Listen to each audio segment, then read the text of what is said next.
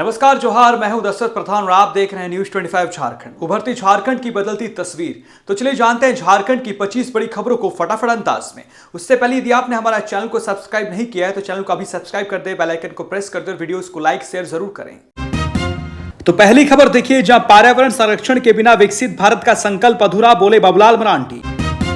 PM Narendra Modi के आह्वान पर प्रदेश भाजपा ने गुरुवार को पर्यावरण दिवस के अवसर पर एक पेड़ मां के नाम कार्यक्रम की शुरुआत की। बूथ से लेकर प्रदेश तक के नेताओं, कार्यकर्ताओं और पार्टी के जनप्रतिनिधियों ने इस अवसर पर पौधारोपण किया। प्रदेश भाजपा अध्यक्ष व नेता प्रतिपक्ष बाबूलाल मरांडी ने सांगठनिक प्रवास के दौरान साहेबगंज स्थित गौशाला परिसर में पौधारोपण किया। कहा कि प्रधानमंत्री नरेंद्र मोदी के नेतृत्व में आज भारत तेजी से विकास पथ पर अग्रसर है, लेकिन विकसित भारत का संकल्प पर्यावरण की रक्षा के बिना अधूरा होगा। विकसित भारत, मजबूत भारत के साथ हमें हरित भारत भी बनाना है। भारत की सनातन परंपरा ने मां भारती का स्वरूप सास्य श्यामला सुजलाम सुफलाम है। उन्होंने कहा कि एक मां जो हमें जन्म देती है और दूसरी मां प्रकृति जीवन देती है। इसलिए प्रधानमंत्री नरेंद्र मोदी ने एक पेड़ मां के नाम लगाने का आह्वान करते हुए पर्यावरण की सुरक्षा के लिए कार्यकर्ताओं को प्रेरित किया है। उन्होंने पार्टी कार्यकर्ताओं से व्यापक स्तर पर पौधारोपण कार्यक्रम करने का आह्वान किया। उन्होंने आगे कहा कि अभियान में फलदार और औषधीय गुण से युक्त पौधे भी लगाए जाएं, जो मनुष्यों के अलावा पशु पक्षियों के लिए भी उपयोगी हो। प्रदेश महामंत्री संगठन करमवीर सिंह ने कहा कि व्यक्ति और समाज तभी बचेगा जब पर्यावरण सुरक्षित रहेगा। अगली खबर देखिए, जहां 2 दिन के लिए देवघर आ रही हैं राष्ट्रपति द्रौपदी मुर्मू। यात्रा को यादगार बनाने में जुटी झारखंड सरकार। राष्ट्रपति द्रौपदी मुर्मू 10 जून को 2 दिवसीय दौरे पर झारखंड आ रही हैं। वो देवघर में रहेंगी। झारखंड सरकार महामहिम द्रौपदी मुर्मू की देवघर यात्रा को यादगार बनाने में जुट गई है। मुख्य सचिव अलका तिवारी ने राष्ट्रपति की यात्रा की तैयारियों की गुरुवार को समीक्षा की। राष्ट्रपति अपने 2 दिन की यात्रा के दौरान बाबा बैद्यनाथ मंदिर में पूजा अर्चना करेंगी। साथ ही देवघर एम्स के पहले दीक्षांत समारोह में भी शामिल होंगी। मुख्य सचिव अलका तिवारी ने संबंधित अधिकारियों को निर्देश दिया है कि राष्ट्रपति द्रौपदी मुर्मू के दौरे को यादगार बनाने में जुट जाएं। हर छोटी बड़ी व्यवस्था को समय रहते चाक चौबंद कर ले। तैयारियों की समीक्षा के दौरान उन्होंने निर्बाध विद्युत आपूर्ति पर जोर दिया। कहा कि राष्ट्रपति के आने जाने वाले मार्ग के लैंप पोस्ट, गैबियन और सड़क स्वच्छता पर विशेष फोकस करें। अलका तिवारी ने राष्ट्रपति द्रौपदी मुर्मू के आगमन से लेकर प्रस्थान तक की व्यवस्था तय करते हुए उसकी जवाबदेही संबंधित विभागों को सुनिश्चित करने का निर्देश दिया है। समीक्षा के दौरान डीजीपी अनुराग गुप्ता ने बताया कि राष्ट्रपति की सुरक्षा 4 आईपीएस अधिकारियों के नेतृत्व में तमाम पुलिसकर्मी संभालेंगे। इसमें आईबी और स्पेशल ब्रांच के अधिकारी भी शामिल रहेंगे। अन्य व्यवस्था की निगरानी बतौर नोडल पदाधिकारी वाणिज्य कर विभाग के सचिव अमिताभ कौशल करेंगे। पब्लिक एड्रेस सिस्टम की जवाबदेही सूचना एवं जनसंपर्क विभाग की होगी। अगली खबर देखिए, जहां जैक 12वीं की आर्ट्स का रिजल्ट जारी। धनबाद में 15,765 में 15,414 विद्यार्थी सफल, बेटियों का पल्ला भारी। जैक की ओर से गुरुवार को इंटर आर्ट्स का रिजल्ट जारी कर दिया गया है। धनबाद जिले के विभिन्न कॉलेज व +2 हाई स्कूलों में नामांकित कुल 15,856 छात्र छात्राओं में 15,785 परीक्षा में शामिल हुए थे। इसमें से 15,414 को सफलता मिली है। जिले का रिजल्ट 97.64% रहा है। रिजल्ट में बेटियों ने बाजी मारी है। परीक्षा में 6,312 छात्र और 9,473 छात्राएं शामिल हुई थी। इसमें से 6,110 छात्रों और 9,304 छात्राओं को परीक्षा में सफलता मिली है। पासिंग प्रतिशत की बात करें तो छात्रों का 96.79% और छात्राओं का 98.21% रहा है। प्रथम श्रेणी में सफलता हासिल करने वालों की बात करें तो इसमें भी छात्राओं की संख्या अधिक है। 2,483 छात्र प्रथम और 5,522 छात्राओं ने प्रथम श्रेणी से परीक्षा पास की है। 3,469 छात्र और 3,647 छात्राओं ने द्वितीय श्रेणी से परीक्षा पास की है। तृतीय श्रेणी में पास करने वाले छात्रों की संख्या 158 और छात्राओं की संख्या 135 है। अगली खबर देखिए, जहां नौकरी छोड़ जंगल बचाओ अभियान से जुड़े जटलू 11 सालों से पर्यावरण संरक्षण के लिए कर रहे हैं काम। आज 5 जून को संपूर्ण विश्व पर्यावरण दिवस मना रहा है। जगह जगह पौधारोपण किया जा रहा है और पर्यावरण संरक्षण की ओर कदम बढ़ाने के लिए संकल्प लिए जा रहे हैं। लेकिन इस बात से इनकार नहीं किया जा सकता है कि प्रकृति के साथ छेड़छाड़ का असर आज पहाड़ी क्षेत्रों में देखने को मिल रहा है। इसका प्रमुख कारण जंगलों में लगने वाली आग और पेड़ों की अंधाधुंध कटाई है। हालांकि कई ऐसे लोग भी हैं जो प्रकृति को बचाने की मुहिम से जुड़े हुए हैं। इन्हीं में से एक है बोकारो जिले के जटलू महतो। जानकारी के अनुसार 59 वर्षीय जटलू महतो बोकारो जिला के गोमिया प्रखंड अंतर्गत बड़की चित्री पंचायत के कड़मा गांव के रहने वाले हैं। जटलू नौकरी छोड़कर पिछले 11 सालों से जंगल बचाने की मुहिम से जुड़े हैं और पर्यावरणविद के रूप में सक्रिय हैं। जटलू चतरोचोट्टी थाना क्षेत्र के 7 पंचायतों में काफी सजगता पूर्वक काम कर रहे हैं। इन्हें बचपन से ही पेड़ पौधों से जुड़ाव है और ये उनका बराबर ख्याल भी रखा करते हैं। इस तरह जंगल बचाओ अभियान से जुड़े जटलू महतो छत्तीसगढ़ के रायगढ़ में निजी कंपनी में काम करते थे। जब साल 2014 में जटलू नौकरी छोड़कर घर वापस आए तो यहाँ जंगल में जीव जंतु से प्यार करते हुए पर्यावरण के साथ जंगल बचाओ मुहिम में जुड़ गए। पर्यावरण संरक्षण में कर रहे हैं काम। अपने काम के प्रति जटलू महतो की ईमानदारी से खुश होकर हजारीबाग पूर्वी वन प्रमंडल की पूर्व डीएफओ स्मिता पंकज और अपर मुख्य वन संरक्षण संजीव कुमार के द्वारा उन्हें कदमा में फंड आवंटित कर सामुदायिक भवन के साथ ही मिनी तेल मिल स्थापित कर दिया गया। जटलू महतो आज भी अपने काम के प्रति काफी सजग हैं। वे लगातार पर्यावरण संरक्षण के क्षेत्र में काम कर रहे हैं। अगली खबर देखिए गोड्डा से है, जहां झारखंड आंदोलनकारी को मारी गोली रीढ़ की हड्डी में जाकर फंसी।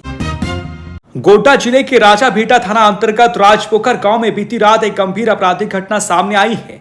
गांव के निवासी और झारखंड आंदोलन से जुड़े 50 वर्षीय ताला बास्की को अज्ञात हमलावरों ने गोली मार दी। यह वारदात रात लगभग 2 बजे की है, जब ताला बास्की अपने घर के आंगन में अकेले सो रहे थे। गोली उनके पीठ में लगी और रीढ़ की हड्डी में जाकर फंस गई।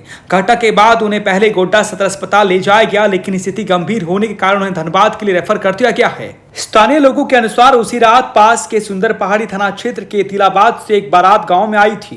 रात करीब 12 बजे तक समारोह चला। इस दौरान बारातियों के बीच झगड़ा भी हुआ। हालांकि ताला बास्की ना तो शादी समारोह में शामिल थे और ना ही किसी झगड़े में उनका कोई संबंध था। ऐसे में उन पर हमला होना पूरे क्षेत्र के लिए चौंकाने वाला है। इस घटना से गांव में भय और आक्रोश का माहौल है।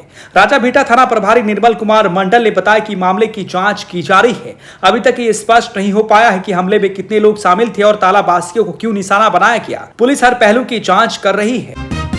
अगली खबर देखिए, जहां स्थानीय कलाकारों ने की मंत्री सुदेव सोनू से मुलाकात। झारखंड फिल्म नीति में बदलाव को लेकर हुई चर्चा। देश आजादी की लड़ाई हो या फिर झारखंड को अलग करने की मांग, स्थानीय कलाकारों ने हमेशा अहम भूमिका अदा की है। राज्य या देश के लिए कलाकार एक बौद्धिक संपदा के तौर पर होते हैं।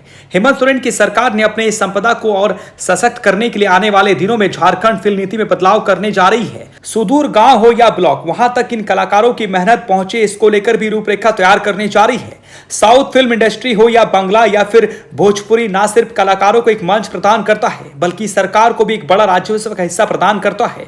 शायद इन्हीं सब कारणों की वजह से हेमंत सरकार ये चाहती है कि हॉलीवुड भी देश में अन्य फिल्म इंडस्ट्री की तरह अपनी जगह बनाए। हालांकि फिल्म निर्माण को अभी तक उद्योग का दर्जा नहीं है, लेकिन कलाकारों को सरकार से बहुत अपेक्षाएं हैं। राजनीतिक दलों को सामान्य तौर पर स्थानीय कलाकारों की आवश्यकता तभी समझ में आती है जब चुनावी सभा में भीड़ जुटानी हो या फिर किसी कार्यक्रम में रंग जमाना हो। लेकिन हेमंत सोरेन सरकार इससे एक कदम बढ़कर स्थानीय कलाकारों को प्रमोट करना और बेहतर भविष्य देने की तैयारी में है। इसको लेकर आज मंत्री सुदेव सोनू ने अपने आवास पर अलग अलग भाषाओं और क्षेत्र से जुड़े कलाकारों को बुलाया था, ताकि उनके मन मुताबिक फिल्म नीति में संशोधन हो और उन्हें एक सामाजिक सुरक्षा भी प्रदान की जाए। झारखंड के मल्टीप्लेक्स हो या फिर सिनेमा घर, इसमें पहला शो स्थानीय भाषा की फिल्मों के लिए आरक्षित हो, इस बात को लेकर आम सहमति बनी। इतना ही नहीं, ग्रामीण इलाकों में सरकारी भवनों में नागपुरी, खोटा, संथाली समेत अन्य स्थानीय भाषाओं की फिल्म दिखाने के लिए प्रोड्यूसर को जगह मिले, इस बात को लेकर भी विचार विमर्श किया गया। सरकार जल्द ही झारखंडी कलाकारों को इंश्योरेंस और पेंशन नीति से जोड़कर उन्हें सामाजिक सुरक्षा प्रदान करने जा रही है। अगली खबर देखिए, जहां जेटेट की नियमावली में संशोधन कर सरकार ने परीक्षा आयोजित करने का लिया निर्णय। झारखंड सरकार ने जेटेट की नियमावली फिर से जारी कर दी है। इस प्रारूप में कुछ संशोधन कर दोबारा लोगों के लिए लाया गया है। जिन अभ्यर्थियों को इससे जुड़े कुछ सुझाव देने हो या शिकायत दर्ज करानी हो, वे इन 7 दिनों के अंदर करा सकते हैं। दरअसल 2016 के बाद जेटेट की परीक्षा नहीं हुई है। कुछ माह पूर्व जेटेट की परीक्षा का विज्ञापन सरकार ने निकाला था, जिसमें लाखों लोगों ने आवेदन किया था और अब सरकार ने यह निर्णय लिया है कि इसकी नियमावली में संशोधन करते हुए नए सिरे से जेटेट की परीक्षा आयोजित करेगी। इसको लेकर सरकार ने 25 पेज की एक अधिसूचना भी जारी कर दी है।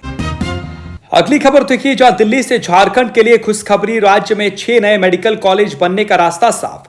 मंत्री इरफान की जेपी नड्डा से हुई मुलाकात। झारखंड के स्वास्थ्य मंत्री डॉक्टर इरफान अंसारी आज दिल्ली स्थित निर्माण भवन में केंद्रीय स्वास्थ्य मंत्री जेपी नड्डा से भेंट के लिए पहुंचे। इस अवसर पर स्वास्थ्य मंत्रालय के तमाम वरीय पदाधिकारी भी उपस्थित रहे। मंत्री डॉक्टर अंसारी ने न केवल केंद्र मंत्री को झारखंडी हस्त निर्मित अंग वस्त्र और पुष्पगुच्छ भेंट कर सम्मानित किया, बल्कि राज्य की स्वास्थ्य व्यवस्था को लेकर कई गंभीर और दूरदर्शी मांगे भी मजबूती से रखी। बैठक के दौरान डॉक्टर इरफान अंसारी ने झारखंड में मेडिको सिटी की मांग को प्राथमिकता दी। उन्होंने स्पष्ट किया है कि राज्य में प्रतिदिन हजारों की संख्या में मरीज चाहते हैं, लेकिन सीमित संसाधनों के कारण उन्हें अक्सर दूसरे राज्यों का रुख करना पड़ता है। स्वास्थ्य सेवाओं को समर्पित एक संपूर्ण मेडिकल इंफ्रास्ट्रक्चर राज्य के लिए आवश्यक है। डॉक्टर अंसारी ने एनएमसी नॉर्म्स का हवाला देते हुए बताया कि झारखंड जैसे राज्य में जनसंख्या अनुपात के हिसाब से कम 39 मेडिकल कॉलेज होनी चाहिए, जबकि वर्तमान में केवल 9 ही हैं। उन्होंने 6 नए मेडिकल कॉलेज की मंजूरी की मांग करते हुए कहा कि इसके लिए केंद्र सरकार की स्वीकृति अनिवार्य है। राज्य में 213 इंपैनल अस्पतालों के आयुष्मान भारत योजना के तहत लंबित भुगतान पर भी मंत्री ने चिंता जताई। उन्होंने बताया कि ईडी के हस्तक्षेप के कारण भुगतान बाधित है, जिससे मरीजों और अस्पतालों को गंभीर दिक्कतें हो रही हैं। इस पर केंद्र मंत्री ने त्वरित संज्ञान लेते हुए संबंधित विभाग को शीघ्र निष्पादन के निर्देश दिए हैं। अगली खबर देखिए, जहां 60,000 रुपया घूस लेते ग्रामीण विकास विभाग के कार्यपालक अभियंता चढ़े एसीबी के हत्थे हड़कंप। एंटी करप्शन ब्यूरो की टीम ने गुरुवार को रांची में बड़ी कार्रवाई की है, जहां एंटी करप्शन ब्यूरो की टीम ने ग्रामीण विकास विभाग के कार्यपालक अभियंता सनोज सोरेन को 60,000 रुपया रिश्वत लेते रंगे हाथ गिरफ्तार किया है, जिसके बाद विभाग में हड़कंप मचा हुआ है। बताया जा रहा है कि कार्यपालक अभियंता बिल रिलीज करने के नाम पर रिश्वत मांग रहे थे, जिसकी शिकायत एंटी करप्शन ब्यूरो के पास की गई थी। फिलहाल एसीबी मुख्यालय में उनसे पूछताछ चल रही है।